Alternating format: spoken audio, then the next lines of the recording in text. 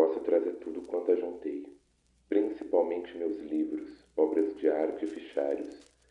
E sem eles não sou bem eu. A noite cai todos os dias sobre a terra, e quando estou só comigo e não me sinto completo, e me falta tal livro ou tal parte das fichas, ou não posso me reconhecer no passado em que adquiri tal quadro, me faço uma enorme falta a mim mesmo. Me sinto amputado, desmusculado, intelectualmente anêmico, numa convalescência indefinível que ameaça durar muito.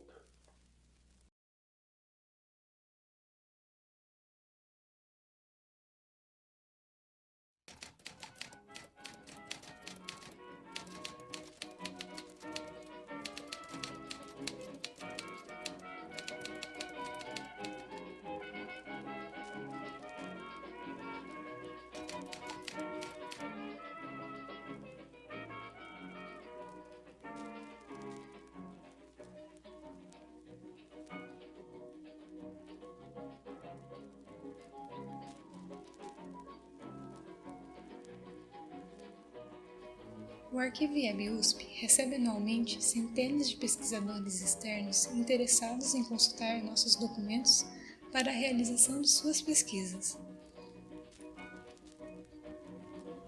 Para atendê-los, nos dedicamos ao atendimento ao pesquisador, que acontece de segunda a quinta-feira, das 10 às 13 horas, sob agendamento prévio por e-mail em nossa sala de consulta. Ao chegar lá pela primeira vez, o pesquisador entrega um documento pessoal com foto para que possa guardar os seus pertences em nossos armários. Em seguida, é orientado a realizar o seu cadastro pessoal em nosso sistema por meio dos computadores presentes na sala.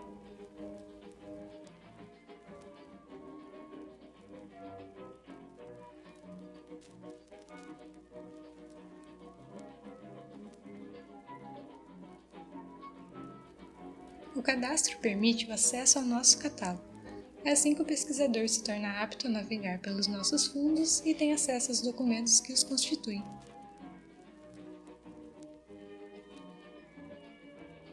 Realizado o cadastro, o pesquisador é, então, instruído a selecionar e a solicitar os documentos que deseja consultar.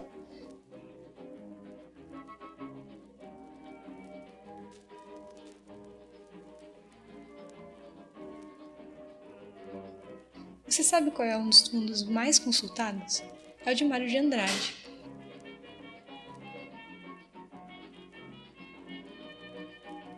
O Fundo Mário de Andrade contém diversos conjuntos documentais, dentre os quais o fichário analítico, que em 2023 tornou-se motivo de comemoração. Sabe por quê? Porque neste ano, finalmente foi finalizada a descrição de todas as suas fichas, trabalho realizado pelos nossos estagiários e bolsistas ao longo de anos. Além disso, todas essas fichas também já se encontram digitalizadas, o que é outro motivo de celebração.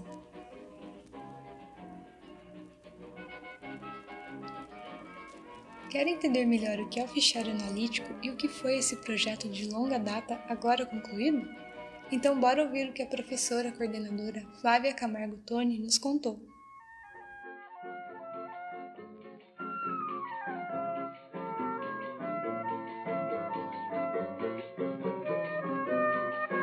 Meu nome é Flávia Camargo Toni, sou musicóloga e trabalho no Instituto de Estudos Brasileiros.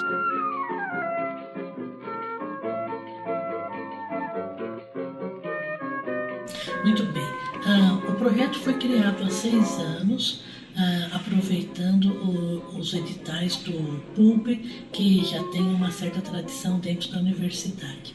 E nós pensamos no fichário analítico, as supervisoras do arquivo, e eu e mais alguns colegas, como o professor Marcos Moraes, professora Telê, para a possibilidade de nós reorganizarmos o fichário.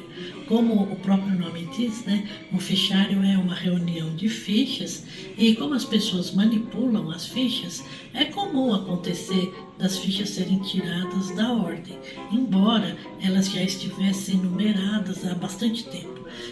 Mas na consulta, no dia a dia, na rotina, às vezes até na hora que a gente guarda as fichas no lugar, às vezes não reparamos e guardamos em lugar que não é da numeração correta. Então a ideia era, primeiro, reorganizar o fichário e percebermos qual a melhor forma de mantê-lo como segurança, sobretudo para que as fichas não se desgastem mais com o tempo.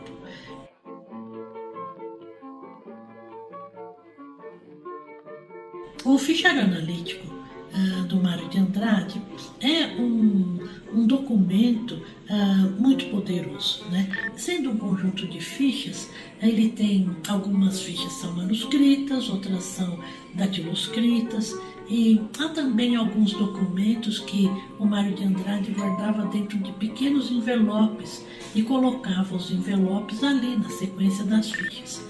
Mas por que ele usava o fichário? Ele usava o fichário para registrar todos os assuntos do interesse dele que ele tinha à disposição em sua casa. A casa do Mário de Andrade era como se fosse uma biblioteca expandida, uma vez que ele usava todos os andares da casa para colocar seus livros, suas partituras, seus discos. Dessa forma, o Mário de Andrade tinha que organizar os assuntos por espaços, né? Por exemplo, na sala de música é natural que ficassem as partituras, os livros de música, mas onde guardar, por exemplo, livros sobre antropologia, ou livros sobre história da arte, ou livros sobre literatura. Então, esses livros eram colocados em estantes através das paredes da casa, e o Mário de Andrade usava o fichário analítico para poder localizar o que ele tinha, quais os assuntos e em quais locais eles estavam, né? Então, vou falar na prática, né? Por exemplo, o que ele tinha sobre a Guiomar Novaes. Guiomar Novaes era uma pianista muito conhecida no mundo inteiro. Ela estava viva, mas saiu matéria sobre a Guiomar Novaes. E o Mário de Andrade registrava algumas dessas matérias, então, no seu fichário analítico, para, se ele precisasse escrever sobre essa pianista, ele pudesse localizar. Então, como é que ele fez isso? Bom, a gente sabe que o Mário de Andrade, entre tantos méritos, ele também gostava muito de livros e se interessava muito pela biblioteca. A biblioteca como um espaço de consulta, como um espaço de guarda do conhecimento, né? E ele provavelmente contou com a colaboração de algum bibliotecário. Eu até imagino que talvez seja o Rubens Borba de Moraes, para construir um índice para o fichário analítico.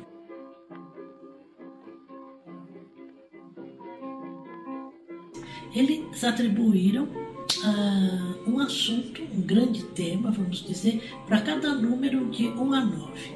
O número 1 era a música, o número 2 era artes plásticas, o número 3 era filosofia e estética, e assim por diante. E dessa maneira, eles associavam também subtemas aos números. Por exemplo, 0 era sempre para um assunto geral. Então, se a gente estava falando sobre assuntos gerais de música, as fichas começavam com 1-0.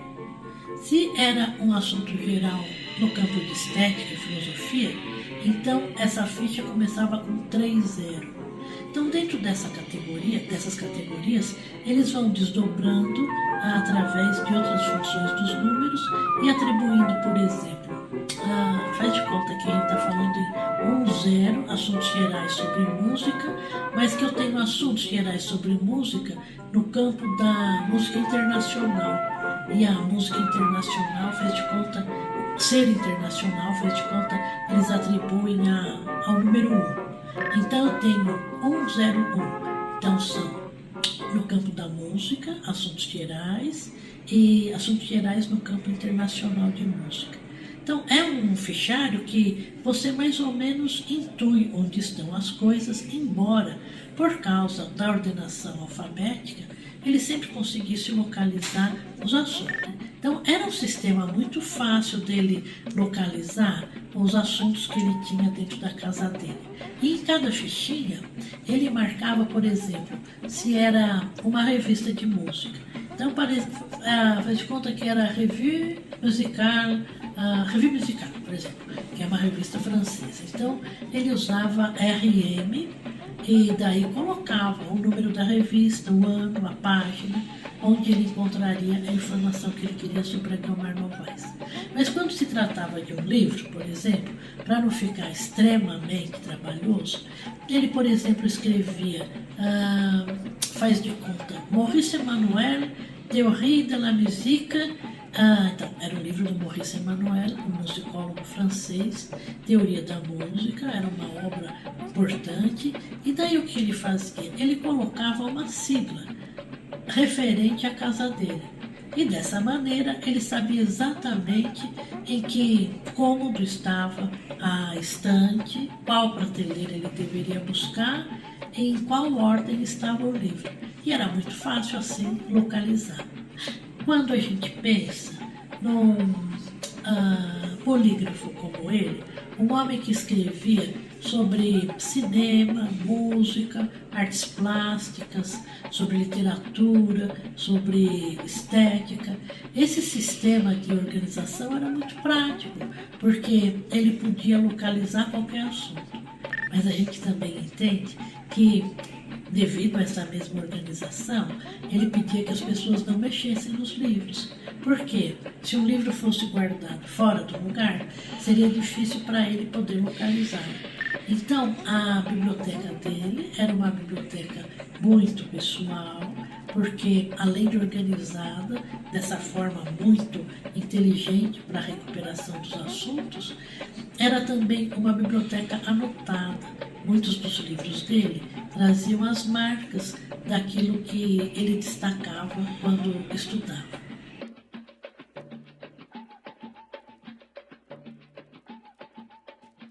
Essa coleção de fichas, o fichário analítico, ele permaneceu com a dona Oneida Alvarenga durante muitos anos, pois com a morte do Mário de Andrade, ele tinha deixado uma orientação, certa vez, numa carta para o irmão dele, onde ele dizia que queria que a Oneida Alvarenga se incumbisse dos assuntos musicais, dos ensaios que ele já tinha prontos para publicação.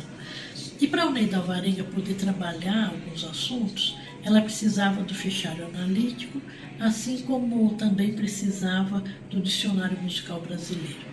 Então, a família deixou esses dois grandes conjuntos bibliográficos com a dona Oneida e ela guardava isso com muito zelo, com muito cuidado na casa dela, no escritório onde ela trabalhava. Com o falecimento da dona Oneida, em 1984, tanto o Dicionário Musical Brasileiro foi trazido para cá, e ele é um manuscrito em formato de envelopes, são milhares de envelopes com as notas de pesquisa dele, e também o fichário analítico. O fichário analítico, então, é mais volumoso ainda, porque são aproximadamente 9.700 fichas. Foi quando esses dois documentos, esses dois conjuntos de documentos vieram para o arquivo do Instituto de Estudos Brasileiros. Como eu trabalhei com a dona Oneida Alvarenga no início do projeto para edição do Dicionário Musical Brasileiro, na ocasião fui eu que conduzi a transferência desses dois fichários para aqui para o IEB.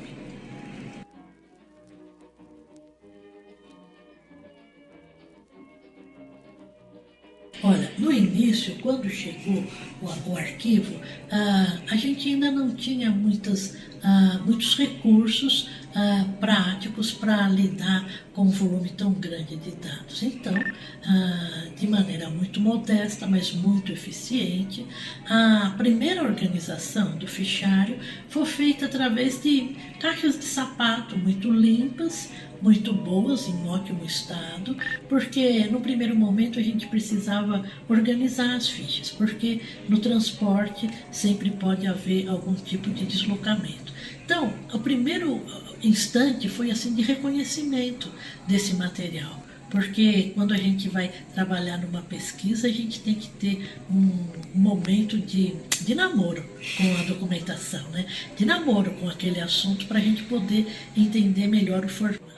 E nessa ocasião a gente contava com uma bolsista chamada Vera Lúcia Natali, que foi quem construiu o primeiro catálogo para o fichário analítico, né?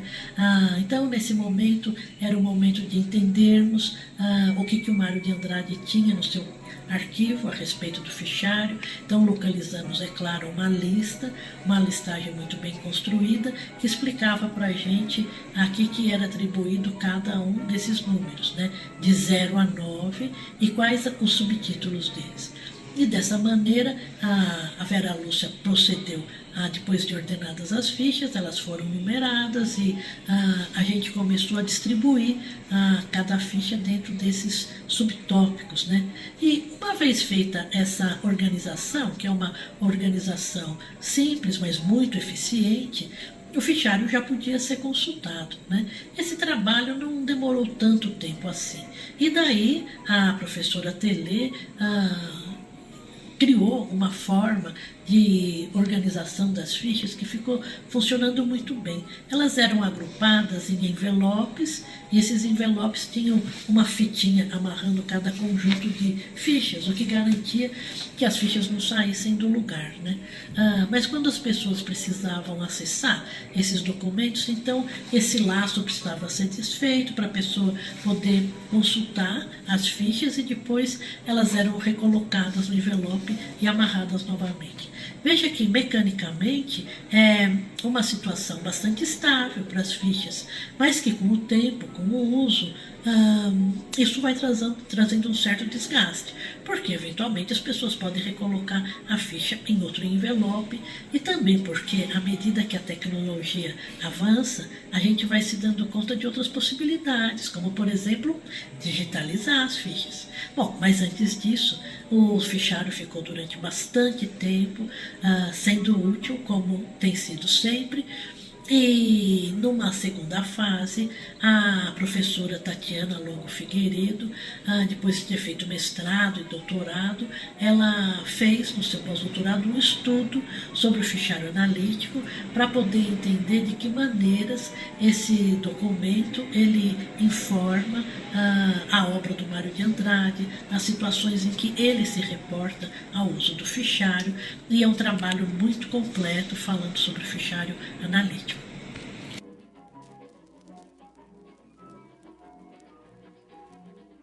Então, é um projeto que eu tenho certeza que vai continuar a informar muitos estudiosos, não só os estudiosos da obra do Mário de Andrade, mas os estudiosos de estudos brasileiros. Essa é uma ferramenta muito útil para a pesquisa de quem está trabalhando com a cultura brasileira até meados do século XX. Eu tenho certeza que a preservação do fichário analítico é de suma importância.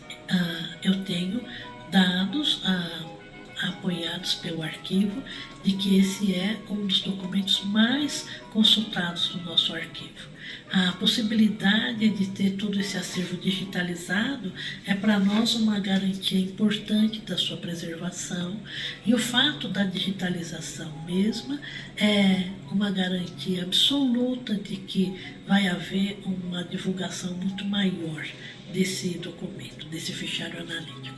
Eu acho que daqui para frente a consulta a ele vai crescer de forma exponencial, e acredito que este assunto, dentro da 7ª Semana Nacional de Arquivos, é muito importante, porque é um dado que pode ser veiculado entre os estudiosos, os intelectuais e os curiosos sobre a cultura brasileira.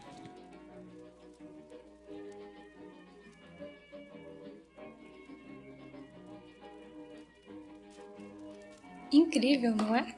E sabe o que mais é incrível? O trabalho que foi realizado pelos bolsistas e estagiários ao longo do projeto e que você confere aqui e agora com a gente.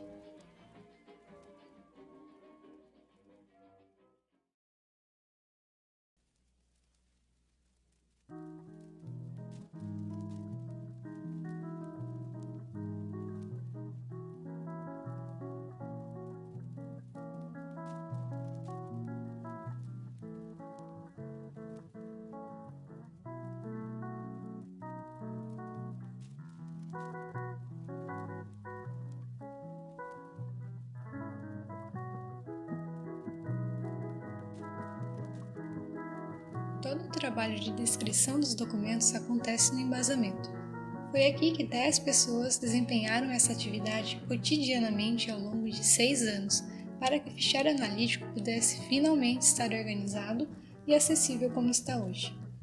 Esse trabalho requer, antes, depois e durante o manuseio do documento, todo um cuidado minucioso para a sua realização, como, por exemplo, a higienização diária das mesas para combater um dos inimigos do papel, a poeira.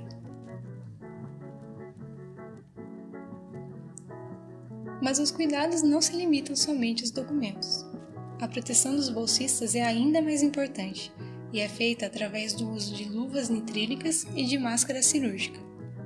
Dessa forma, evita-se o contato com os fungos e com as bactérias que se encontram presentes nos documentos em decorrência do tempo, impossíveis de serem totalmente eliminados.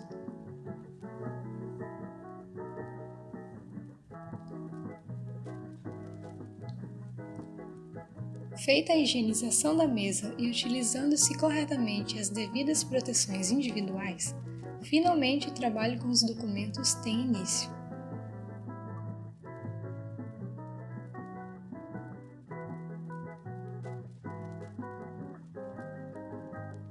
Armazenadas em caixas produzidas especialmente para garantir a maior segurança dos documentos, as fichas e os envelopes originais de Mário de Andrade são ainda guardados dentro de uma outra proteção, que visa estabilizar o suporte da documentação, isto é, o papel.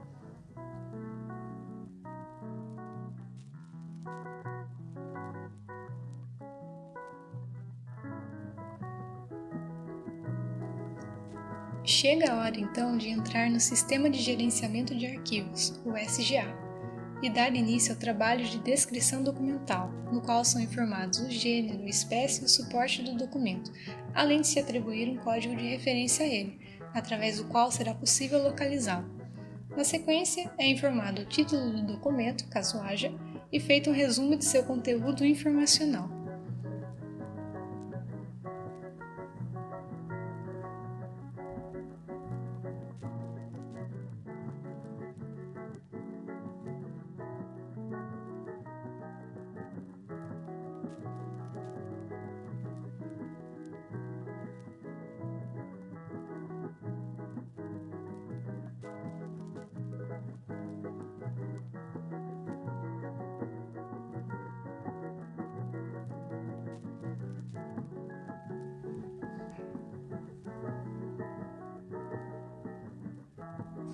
Indica-se também em qual idioma o documento foi escrito, qual a técnica de registro foi utilizada para produzi-lo, o número de folhas e páginas, onde está armazenado dentro do arquivo, entre outros campos que podem ou não ser preenchidos, a depender das informações contidas no documento e de sua conservação.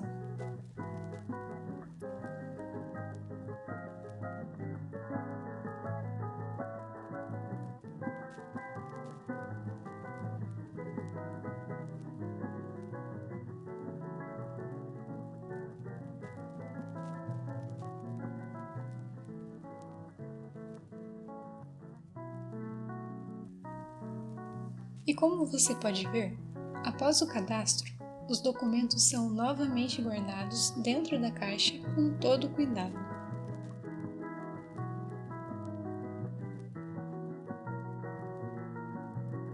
E para ficarem melhor organizados, com o auxílio de um cadarço de algodão, material que não prejudica o papel, são agrupados, nem com muita força para não amassá-los, mas com firmeza suficiente para que não se embaralhem.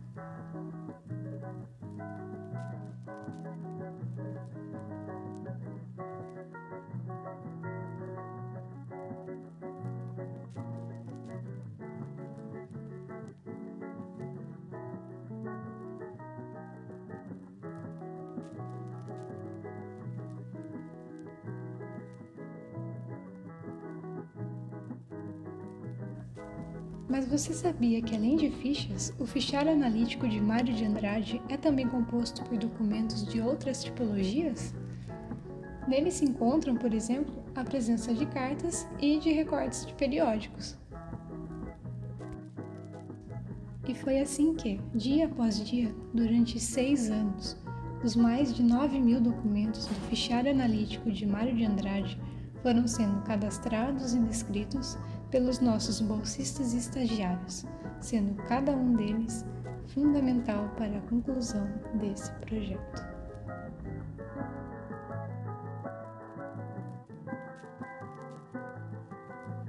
Aproveitando os embalos da 7ª Semana Nacional de Arquivos e a celebração da finalização do projeto do Programa Unificado de Bolsas, Música, Literatura e Cultura no Fichário Analítico de Mário de Andrade, uma introdução à história do modernismo, que se realizou entre os anos de 2018 e 2023, gostaríamos de lembrar e agradecer as pessoas que tornaram possível o acesso a essa rica documentação de Mário. Não poderíamos deixar de mencionar que a sua organização começou em 1984, com a professora Flávia Camargo Toni, que agora coordena o grupo de estudantes, e contou com o apoio da equipe Mário de Andrade, que por muitos anos deu continuidade ao mapeamento do fichário, o que possibilitou a criação do projeto junto à equipe técnica do Arquivo do IEB. Entre alunos bolsistas, professores, pesquisadores e voluntários, e os funcionários do Arquivo IEB-USP, a colaboração foi a palavra-chave para tornar possível a consulta a essa documentação de quase 10.000 itens.